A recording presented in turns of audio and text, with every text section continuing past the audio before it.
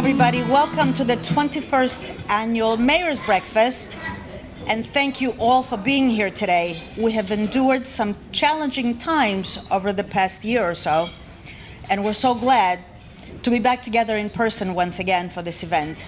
Our topic this year is called A Discussion of Mental Health in the Workplace.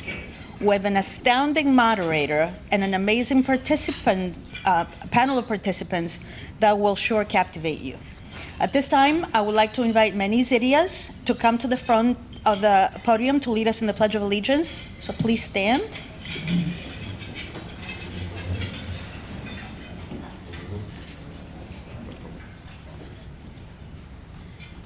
Good morning, everyone. I pledge allegiance to the flag for the United States of America and to the republic for which it stands, one nation, under God, indivisible, with liberty and justice for all. Thank you, everyone. Enjoy breakfast. Thank you, Manny. Thank you, everyone. Before we begin our program, I would like to take a moment to thank our generous sponsors, Bayshore Family of Companies, BCB Bank, CME Associates, Columbia Bank, Elizabethtown Gas, Hotels Unlimited and TFE Properties, Investors Bank, James P. Nolan and Associates, Middlesex Water Company, Northfield Bank, PSCG, RSI Bank, T&M Associates, and the 19th Legislative District. Please give them a round of applause.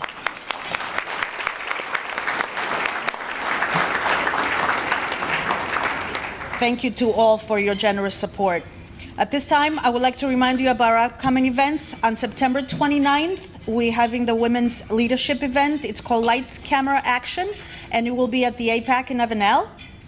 October 20th, we have our Chairman's Awards Dinner. This year, we have an exceptional group of honorees, including our Citizen of the Year, who is David Hutt, Esquire, and our Corporate Citizen of the Year, who is Excel Urgent Care. On December 6th, we have our annual holiday luncheon, and on December 9th, we have the Chamber Unplugged at the Aquila Tree Farm. Mr. Aquila was kind enough to host us at his location. Thank you. So now please help me welcome our wonderful mayor, Mr. John McCormick, to say a few words.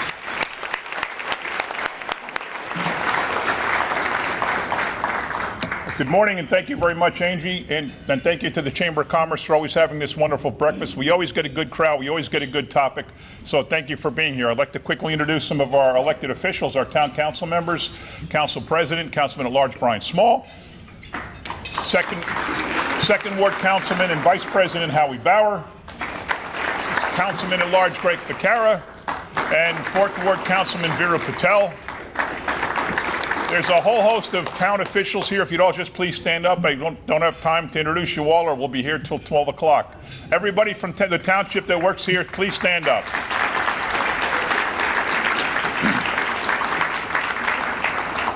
Boy, it's a good thing we're here. There'd be nobody left. From our Board of Ed, we have our superintendent in his 3rd month serving, Dr. Joe Massimino. Assistant Superintendent, Dr. Maria Gencarelli. Head of Special Services, Julie Baer. Business Administrator, Brian Wolferman. Board President, Marie Anderson. Member of the Board, Joe Velez. And I'm not sure your title, Kendall. I just met you this morning, but Kendall Ali, what's your title? Director of Diversity. Director. Okay, Director of Diversity, Kendall Ali. I want to give special thanks to Carolyn Ehrlich, our Chief of Staff, whose idea was this morning's topic. I think it's a great idea. It's very pertinent. It's very, very appropriate, so thank you for that. I'd like to thank Dr. Bonnie Nolan and Chris Powers. They run our Division of Addiction Services within the Health Department. Dr. Bonnie Nolan has gotten many awards over her career, and just the Monday night, I was with her at the Health Center where she got a special award from the Wellspring Foundation. This program is so good because of Bonnie and Chris. They started it, I don't know how many years ago, 5 or so. It grew. We wound up ultimately getting 7 different towns to have us do their addiction services program for them. And then the county just said, the heck would it, do it for the whole county. So that's how good they are, that we are doing this service for the entire county of Middlesex. So thank you for that.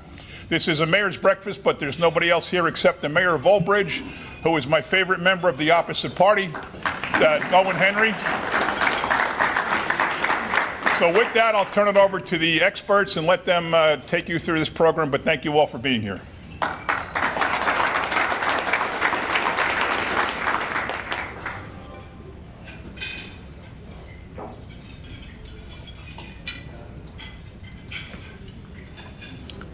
Thank you, Mr. Mayor. At this time, I would like to introduce Dr. Bonnie Nolan. Dr. Bonnie, please come up.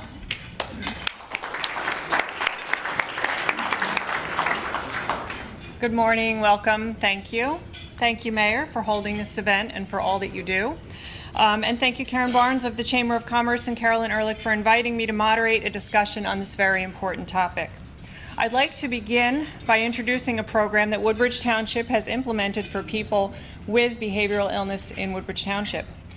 Too often, people with behavioral illnesses interact with law enforcement because there seems to be no other option. When a person's behavior seems erratic or is perceived as a potential danger to themselves or others, family or onlookers rightly call 911 and police are first on the scene. In the past, this would result in either the person being transported to the psychiatric unit of a hospital right away with no plan for follow-up, or if the person did not present an immediate danger to themselves or others, police would leave with no ability to offer resources or next steps. They were doing the best they could, but they were not trained mental health counselors, so it created an awkward situation for both the police and the resident. Furthermore, so not all police had training in de-escalation or crisis management. Some do have formal training. There is a 5-day formal crisis management program called Crisis Intervention Training, and Woodbridge has a very high proportion of officers that participate in this training compared to the rest of the county, but still not all of the officers had this training. So in a situation involving mentally ill people, often police officers are scrambling to get one of the trained officers on the scene. In many cases, this was impractical, if not impossible. So well-meaning officers expressed feeling ill-equipped to handle situations involving residents with mental illness. Recognizing the need for a more helpful approach that included both training for all Woodbridge police officers and resources for a warm handoff to behavioral health professionals, the mayor, BA Business Administrator Vito Simaluka, and police leadership Robert Hubner and Joe Niski implemented a comprehensive plan for mental health police calls. First, they using a program designed in cooperation with several local mental health experts and professionals and the Middlesex County Prosecutor's Office. This program was sort of designed to be a truncated version of the 5-day program that would be accessible to all police officers. Every single officer in Woodbridge Township received training on identifying persons who may have mental illness or developmental disabilities. There's an important distinction between people with mental illness or behavioral illness and developmental disabilities, and now every single police officer has been trained in identifying what might be, not a specific diagnosis obviously, but maybe key sort of symptoms or behaviors that might indicate one or the other, which is very useful information. Training also includes non-stigmatizing language, communication techniques, identifying whether a person may have behavioral illness, even if it's not obvious or made obvious, and local resources, most importantly. So being aware that the county has myriad resources for people with behavioral illnesses that are free to residents of Middlesex County. So second, and equally important, if not more important, each officer has been instructed or mandated to alert a 24/7 township hotline. This is the hotline that's already in effect for addiction services. So the resident in need can be referred, sort of a warm handoff, to specialized case management and outreach services. This agency is county-run and provides expert case management services, including referral to the appropriate level of care, as well as ancillary services such as housing, food stamps, and peer services. So when the police go to a mental health call, a call that turns out to involve mental health very often, they don't know that's where they're going, they have now a resource. So even if the person is transported to a psychiatric hospital, the police call the hotline, this 24/7 hotline that's run by the township and is staffed by peer recovery coaches. They call this hotline, and the hotline personnel and I make sure that that person is referred to specialized case management and outreach services. So officers inform the resident this call will be made to help them find services, and a case manager will call them and help them get follow-up care. So the case manager calls them and makes sure they get follow-up care. The resident becomes aware of services that they didn't know were available. So many, if not most, of the people that we interact with did not know that this specialized case management outreach service agency existed, and that they were entitled to free services, and again, myriad services that include not just appropriate level of care for people with mental health issues, but also ancillary services for people who might be struggling with income or indigence. So again, services such as food stamps, et cetera. So this two-pronged both informs residents of the resources that are available and, importantly, removes law enforcement officers from the awkward and inappropriate role of mental health counselor. So as I said, as the Township Addiction Services Coordinator, I oversee this 24/7 hotline to which behavioral health issues are directed. And to date, the hotline, this program started in March, and to date the hotline has received 297 calls and has referred over 200 people to case management services. So 297 calls, 200 people.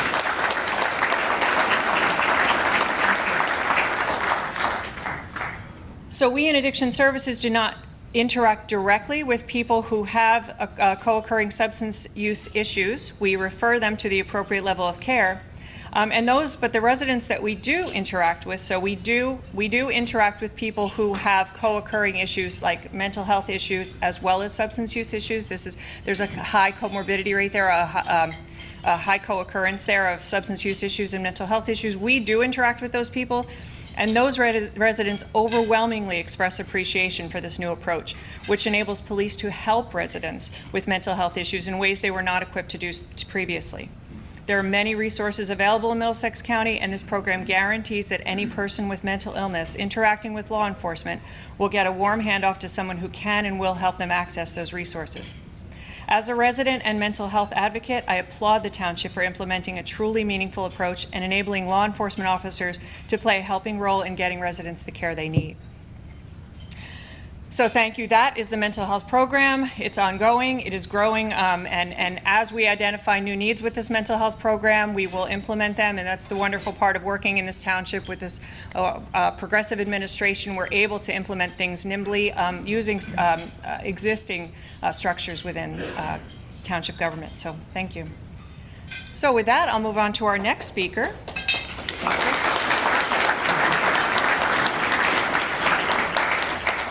Our next speaker, Dr. Amy Spagnola, is a faculty member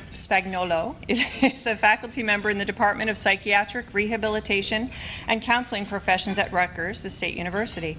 In addition to teaching and administration, her experience includes over 20 years of curriculum design, staff training, and consultation for the behavioral health sector. Her interest in wellness coaching, and self-care has brought her here to discuss employer-led wellness initiatives. Dr. Spagnola will also include notes on environmental design for optimal wellness. Thank you, Dr. Spagnola.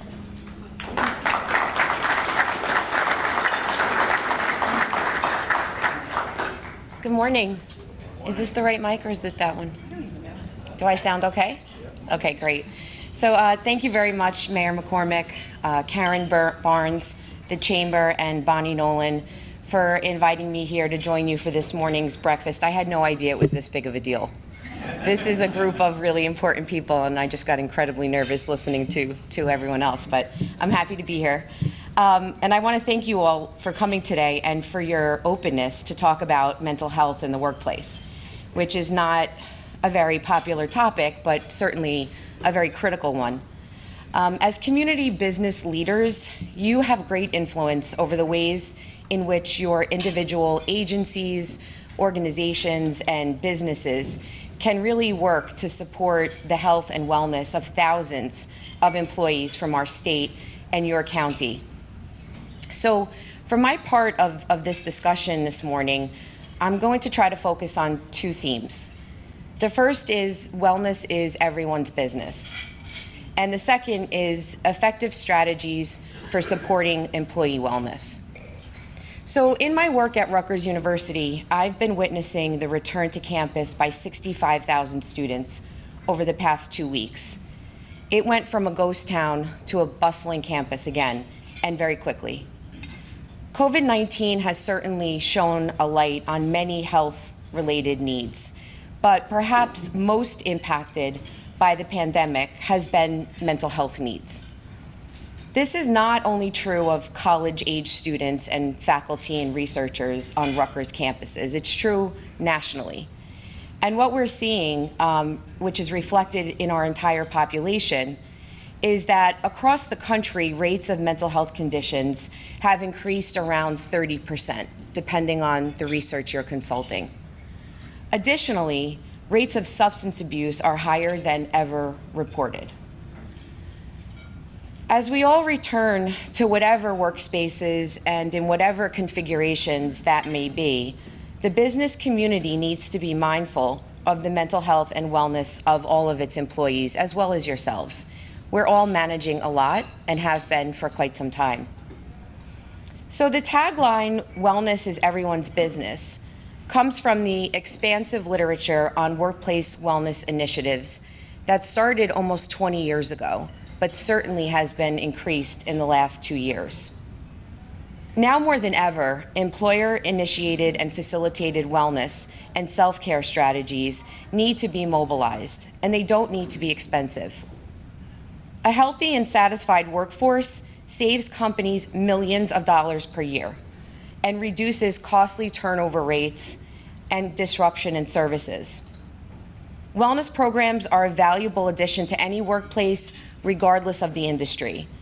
These programs can reduce 25% of employee health care costs and employer costs, 28% of sick days, and enhance individual employees' job satisfaction and success. Workplace wellness initiatives are of a particular importance as some employees are reporting the unsettling effects of the COVID-19 pandemic that linger even when they are returning to their work sites. In addition to personal effects of the pandemic, employees are raising concerns related to staying at home to continue work, to hybrid situations, and to returning to business as usual, compounded by the upcoming holidays, which traditionally result in more mental health related conditions. I'm sorry to tell you, it's only like 3 months till Christmas, so get prepared. So I'm going to try to identify some of the most common stressors that employees are encountering in their day-to-day work and their personal lives, and provide a couple of strategies for businesses and industries to consider in order to combat some of these mental health effects. So what are most employees experiencing today? I gave this presentation to a business association a couple months ago, and it was completely different. And I anticipate maybe in 3 more months, it will be different again. But what we are seeing is that a recent McKinsey survey that was national, not just for New Jersey, found that employees are reporting that safety and flexibility are core concerns right now, and they represent key opportunities to support mental health for on-site return to work. Additionally, what that McKinsey survey found was that employees with children at home, raise your hand if you have children at home or in this room, right, Bonnie? Children in your area, and any person who has a mental health, existing mental health condition are particularly concerned about the mental health impacts of on-site work and also the pandemic. So there are some things that employers can be doing now that are really effective and don't cost anything. The first is to ask, and anonymously if necessary, how people are feeling about returning to the office so you can respond directly to their concerns. So finding out what is the top priority for employees to come back safely and productively is really just common sense approach. The second is allowing people some flexibility in the ways in which they're working. So this shift back into in-person or hybrid work doesn't feel so sudden and like the employer is not prepared. Also, just continuing to be compassionate. So not only to your team members and the people within your organizations, but yourselves. I think many people in this room are leaders, and therefore you have to represent CDC guidelines, internal policies, whatever public safety recommendations, and that changes, and you have to be able to give yourself some compassion. And don't assume people are going to tell you that they feel anxious. You may see things that indicate that they're not doing as well as they may have been when they were working from home. So you might see greater levels of anxiety, some fracturing in teamwork, and those are the opportunities where you can ask people what would make this transition easier. And then finally, it's not a good idea to neglect making clear why in-person or hybrid work is beneficial to employees, not just to the company. So a lot of people during, I think, the transition back to work have been talking about how productive they were at home. And perhaps some were. But what we're finding more generally is that people thought they were more productive because there were not clear boundaries before the start and end of the workday. So we were sitting in front of our laptops at 9 p.m., bleary-eyed, because we couldn't disconnect from our dining room and go somewhere else and get some rest. So self-care strategies need to adjust, just like they did when we were all staying at home. There are almost 100 different studies that have looked at the financial impact of wellness programs for both people with mental health conditions as well as those without. 1 in 4 people are affected by a mental health condition. So I don't know how many folks are in this room, but take a quarter of that number, and that's the general statistic. So these studies that look at workplace wellness initiatives are certainly not easy to do. They take conducting some extremely complicated return on investment analyses, and they take years to complete. But they help us to find great workplace wellness statistics and point to strategies we can be implementing. So some of the interesting findings, I think, to this group from the literature that address why employers should consider wellness are lower healthcare costs, for one, productivity among employees remaining healthier for longer, so less days spent out of work. Health behavior changes that are lasting. So people who engage with wellness initiatives that are initiated by the employer tend to carry those health change behaviors throughout the span of their employment and perhaps after, but we don't track that. And then there are also small business tax incentives that I think anyone in the room who owns a small business should be capitalizing on. Now is a really good time, I think, for any business and industry to reflect on what your company or business is currently doing for employee wellness. And are the wellness programs offered by your organization focused on incentives, health change, self-care, productivity, and are things like regular screenings made available? So not just for common medical conditions, but also mental health screenings. So check-ins or emotional temperature check is what you might see in the literature. How are employees being encouraged to take time out of their day for self-care and to also use programs like employee assistance, EAP programs? The second point of the discussion that I said I would get to today is that there are several ways businesses can begin addressing employee wellness today. One is to start simple. Don't try to overwhelm your leadership teams and your staff and roll out everything at once. It won't make sense and it's hard to measure. The second is just do simple things like modeling downtime. Many businesses and industries now have guidelines around when you should be emailing so that you're not waking up at 6 a.m. to 47 messages that came from midnight on, or you're not spending your Sunday anxious about what's coming in through your cell phone. So business and industries are modeling wellness and self-care by doing these small changes in their organizational culture. The other is to focus on your workflow. And we've all heard work smarter, not harder. I don't even know what that means sometimes. I just feel like I'm working. But one of the things that we can do is think about what's interrupting our productivity. Because there is a real phenomenon called workflow, where you get into that space and you have a chunk of time and you maximize your productivity. If you're interrupted continuously throughout the day with the minutia, you never get into that flow. So create structures in which people can work uninterruptedly and change your meeting schedule. You don't have to have an hour meeting, right? Who made that arbitrary time frame up? Meet for as long as you need to. If that's 15 minutes, awesome, then go work. So this idea that we're operating within old structures that don't support current wellness is a really outdated way to operate. Also, make space for yourself throughout the day for self-care. We still have nice weather. It won't be that way much longer. So have an actual lunch. Get up from your desk. Encourage employees to move, walk, start a walking group, catch up with people in the community, have business meetings outside. Do the things that are good for us physically that then transcends to our mental health. Unplug and recharge. So let's go back to some non-digital meetings. I don't know if everyone else in the room is, but I certainly am completely zoomed out. I've never spent more time in front of a camera or worn more makeup in my entire lifetime, or considered plastic surgery from seeing myself on that screen so long. Let's get away from Zoom for a little. Pick up the phone, call people you want to connect with, meet up in safe ways, and let's get back to the business of being there physically and attending in all ways versus digitally. And then finally, communicate thoughtfully. People are struggling. And if you tend to write quick messages or speak in curt language, you just may want to revisit that for the time being.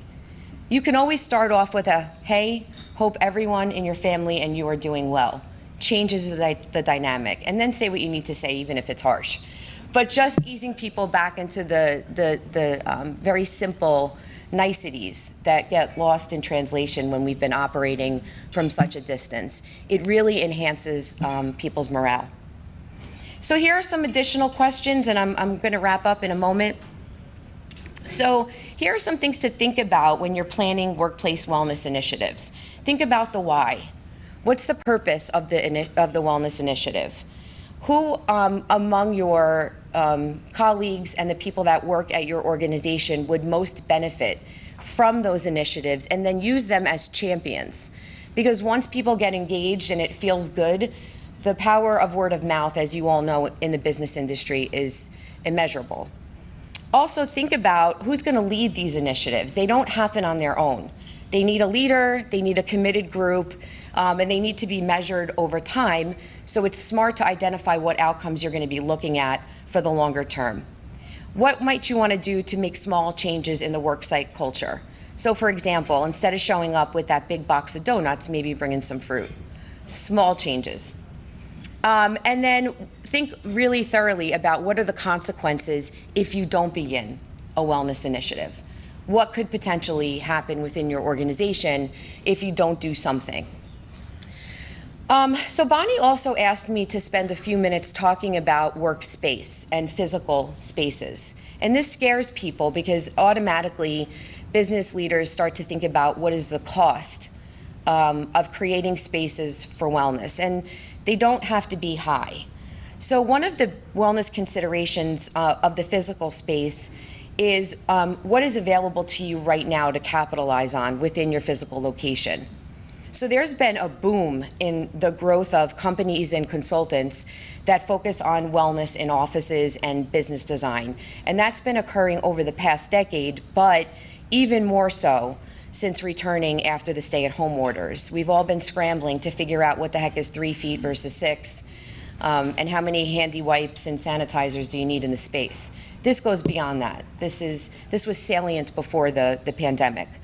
So office design has always been considered a valuable business investment, but there's an international organization that's been around for a while that's established requirements for creating productive and comfortable indoor and outdoor environments. And it's called the WELL Building Standard. So WELL is copyright or trademark, sorry, and it's all capital WELL.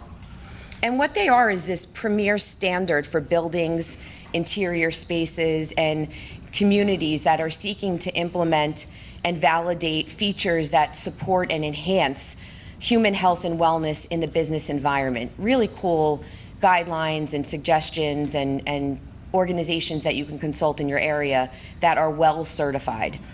But basically what they're looking at are things like air quality, lighting, views onto nature, and the general layout of the interior. So when I walked into this room today, I was struck by the fact that everything I just noted is here. So if you look around, we have all of the things in this room that WELL describes as the most important for wellness and productivity. Now this is grand. My office does not look anything like this. I don't think anywhere on my campus looks like this, but you can tell that there's real thoughtful design put into a space so that it feels open, welcoming, and the lighting is wonderful. So if you can't invest in architectural changes for the mental health and the well-being of your employees, you can do other things. And so that's really about encouraging people to make their space personalized, bringing in some real green stuff. I don't know if those in the back are real, but they look beautiful. But if they were real, even better. Having people decorate in ways that makes them feel like their space is another extension of their selves. And then doing other things throughout the day, like stretch breaks, having people get up, having meetings where you can, if somebody stands because their back is stiff, they don't look odd. Or having a standing desk available as an option for people so that they can actually be on their feet more. Other things that can happen in a physical space is, I joked about the donuts. I love donuts. Please don't think I'm a donut hater. But have some healthy options available as well. Out in the open, it's a few dollars a week for an office with a small crew to have those healthy options available to them. Or get sponsorships. There's plenty of business and industry in markets and food source that would supply things like that if it was part of a wellness initiative, but you have to call it that. You can't just say, can I have a dozen bananas every day? You have to explain why that is. And then finally, help people with tips for their mental health and how they can access services as important as the one that Bonnie described in the county. So part of your employee assistance program probably has those resources, but if you're a smaller business or organization, connect with the county so that you are aware of how you can support employees who might be struggling. And then finally, think about trying to infuse wellness in all parts of your business. You can't just talk the talk. You have to walk the walk. So if you're a leader and you're in this room, I would really think very clearly about what are your own wellness self-care strategies, because the better you model them and talk about them, the greater the chance you're going to create an organizational culture of wellness where people also feel comfortable. Am I on time? Okay, thank you very much.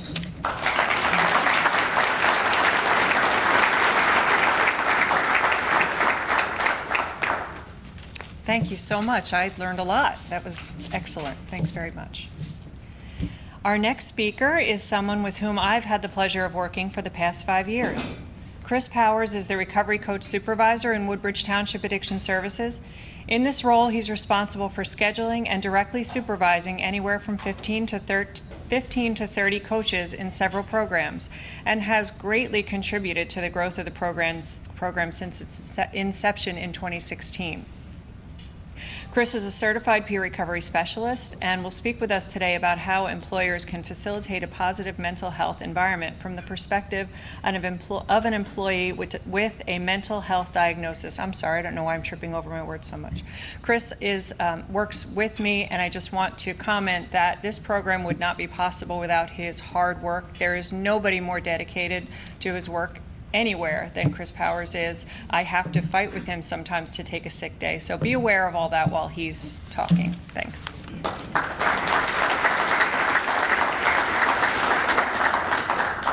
I want to thank everybody. My name's Chris Powers. I work for Woodbridge Addiction Services. I want to thank the mayor and everyone for having me up here to speak. This is hard for me. I suffer from very anxiety to speak up in front of people, and I also suffer from a mental illness. I'm a recovering alcoholic.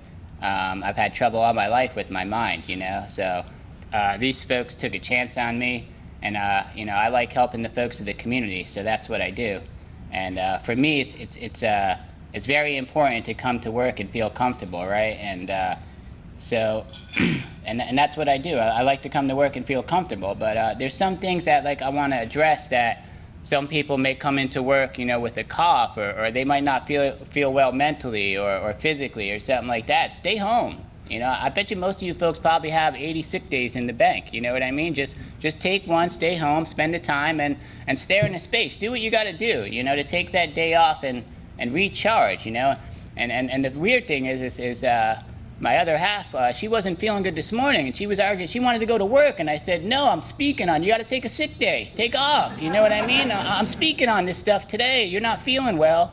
please take the day off. And you go, no, I got stuff to do. And you know what? It reminded me of myself. Because when I used to go to work and I had stuff to do and I wasn't feeling well, I only got about 40% of that stuff done. And that's the fact of the matter. And she spoke on that topic a little bit, is that when you go to work and you're not feeling well, mentally, physically, spiritually, you're not really focused on the work that you're doing. You can cause problems, you can cause mess-ups, and especially if you're using dangerous tools or machinery or something like that, and you didn't sleep that good the night before because you got into a fight with the wife and kids, you should take that day off. The work's going to be there the next day, So that's one of the topics that I wanted to speak on. Also, the other topics is without me, without taking self-care for myself, I'm useless, I've learned the fact of the matter that I have to attend my meetings regularly. I have to talk to my therapist, and I also have other self-care options that I do. I love hiking, the mountains, bicycling, any outside adventure is what helps take care of my mental health. And when I'm missing some of that stuff, it's great to have a boss.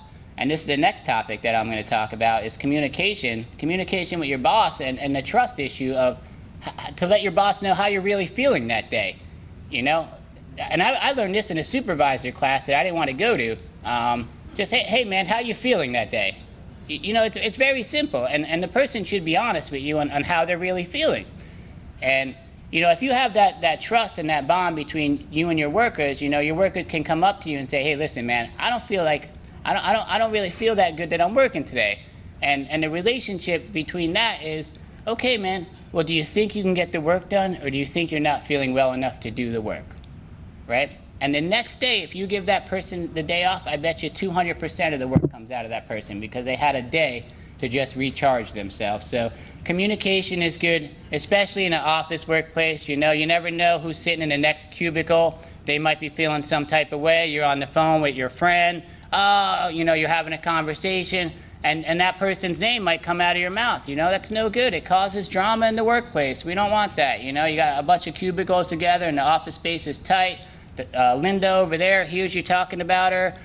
It's just no good, you know what I mean? So you got to watch how you communicate sometimes, and who you're communicating with, and who's around you when you're communicating, Most of the time, if I'm communicating with my boss, I make sure that I'm by myself to let her know how I feel and how I'm feeling, and then she'll say, hey man, you need a day off. And I say, really? Are you sure that I need a day off? And I'll take that day off, and then the next day that I come into work, I say, you know what, you were right. I took that day, I did some yoga, I did a 2-mile hike, and I'm recharged for the next day, Because not only do I battle mental illness and alcoholism, but I help people that battle that. So some days for me are just very hard days on helping the community folk with their mental illness and alcoholisms. So the other thing is, make your office space nice, right? So I mentioned that I like the mountains, hiking, sunrise. So I have a big mural in my office of the mountains and the sunrise. Somebody came in and did some artwork for us. That's another thing. If you have a cubicle, you can have some artwork. Maybe you went on a vacation somewhere. Hang some nice stuff that reminds you of the happy places, because sometimes work could be tormenting enough that you're just aggravated, man, and I get that, sometimes I'm aggravated at work too, but I look at that mural and I say, you know what, this work is going to take me to my happy place when I take off, so that's what makes me happy. I also about 5 years ago, when I walked into the health center, they had this courtyard inside the health center. It was about weeds, about 3 feet high, and I was like, who's taking care of this thing, looks like a nice garden. They said, nobody. I said, really? So I go in there, I plant some vegetables, the vegetables grow, and I say, holy crap, this is good dirt in here. So I keep planting the vegetables. On my 20-minute break or hour lunch, I go in there, I de-weed, and so I started this garden. I donate all the vegetables to the food pantries that I grow. I got to taste some just to make sure they're not poisonous, of course, And you don't want to give poisonous food to the people, you know what I mean? You want to make sure your vegetables are good. So anyway, that's another thing, an outlet to get out of the office, right? She was talking about that. Some of us get stuck behind our computer desks. The next thing we know, it's 6 o'clock, and we're like, oh man, it's dark outside, dinner time already. Sometimes I got to force my secretary to go take a lunch or whatever the case may be. Go for a walk, take it easy, breathe. For me, breathing helps. 4 breaths in, 4 seconds, you breathe in and out. that helps me also. But the major thing is getting out of that office space and going for a walk. You know, exercise. Exercise is really good for your health. So I think that's pretty much it. I mean, I covered a lot. I don't think I covered it all, but I covered enough. And I underestimate how much value my work is, and to get the work done with my job, with my mental illness, so I almost never think that I'm good enough. You know, so that's something that I suffer with. Is no matter how much I can do a great job every day at my job, sometimes when I go home and I lay my head on my pillow, my brain still tells me that I'm not good enough. You know, so sometimes I suffer with that. I just wanted to mention that real quick. So please give your workers a call and say what a great job they're doing today, and that they're well appreciated, and just all that great stuff. Nothing but positive things to them, And listen, if they're not doing a great job, maybe they need some more training or something, or maybe they need an extra 15 minutes to take that time out to show them something that they don't know. Because the suck it up and just get it done is, I think that's 1980s stuff, you know what I mean? And we're in a new form of 2021 where we have more mental illness. I think it's like something like 30% of the United States suffers from mental illness now. So we need to take care of our folks and take care of our community, and that's all I have.